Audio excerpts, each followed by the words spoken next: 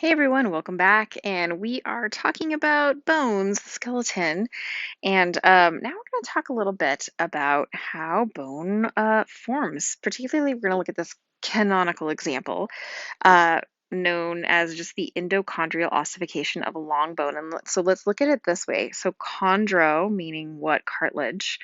Os meaning bone. So, what we're going to use is we're going to use a scaffold made out of cartilage to build bone. Okay, here's how it works. So here's like week 9. This is very tiny, very, very young humans, so just barely forming. What ends up happening is, originally all skeletons on the earth were just cartilaginous, and then bone came later, right? So we put down a hyaline cartilage, which remember is also a structural type of cartilage framework. And let me remove those markings because it's hard to look at. Okay, there we go. So, framework. The first element of a true bone that begins to form is known as the bone collar. Okay, and it just moves right along the diaphysis. Then the next thing that happens is primary. Okay, think of that as primary means first. So it's the primary ossification center, and it actually begins in the very seated middle part of this early young life um, long bone. Um, it's primary because we're going to see more of it here in a bit. All right, so as we grow and mature and get a little bit older, what ends up happening is the bony collar extends, but also we're able to kind of elongate some of the cartilage as well. So it begins to grow in length. And following it is that bony collar as well as that primary ossification center. So as if you can see, I don't know how well you can see, it's supposed to be trabecular type bone that's growing in there. So it's hollowing out a bit and it's moving towards the external outside parts, right, to where the cortical bone is, the bony collar. Okay. As the bone moves and grows, the cartilage matrix begins to deteriorate. Okay, there it is. Boop. All right. So where are we now? Oh, we're month 3. So this is month 3.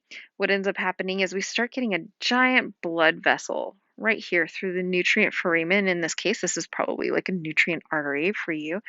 And the spongy bone or the trabecular bone has taken up kind of quite a bit of interior real estate, as you can see. The bony collar is continuing to elongate in either directions, as well as the cartilage, hyaline cartilage scaffolding as well. The thing is once you start getting that blood vessel in, you can really supercharge this bone growth, right, and maturation. So this is when it really happens. Um, Let's see here. All right, here we go.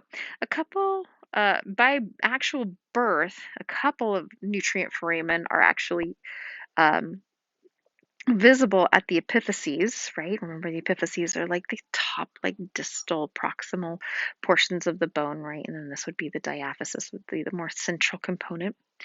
You can see here that the original primary ossification center has really grown, has already begun to fuse the bony collar to cortical bone that is now being grown.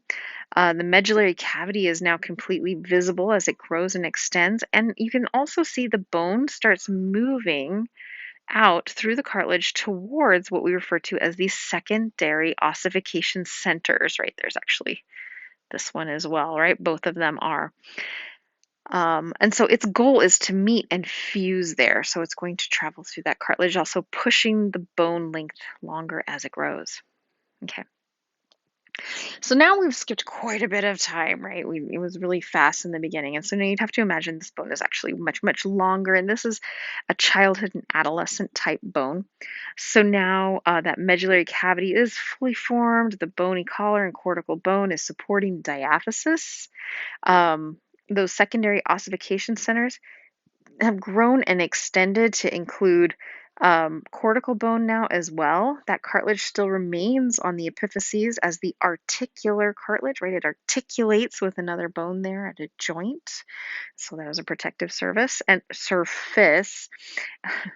I guess it's also a service. Okay, and then right here, you'll see these epiphyseal lines still remain. So this is a cartilaginous line, and it is the last element that helps growing bone extend as an individual finally reaches through and pushes through adolescence and reaches their final height. So that is that. When the epiphyses ossify or turn into bone altogether, um, past adolescence, the epiphyseal line begins to obliterate, is the term we use. And that means that that turns into bone and actually kind of remodels itself over the years to where you don't even see a line at all in middle age, by middle age, and older, elderly humans. Right. Okay, I think that's helpful. And is that the last one? That's it, skis. Okay, so this is how bone develops. Actually, we're like little sharks almost, right? Here's all this cartilage, and then we ossify or we change cartilage into bone over time. Those long bones grow long because they're able to push those epiphyses out further and further. These secondary ossification centers, well, this primary ossification center pushes as well until finally they close at the epiphyseal line. The epiphyseal line is eventually obliterated um, in adulthood. Okay, well, I hope that was helpful, and I hope you're out there somewhere having a great day. Bye bye.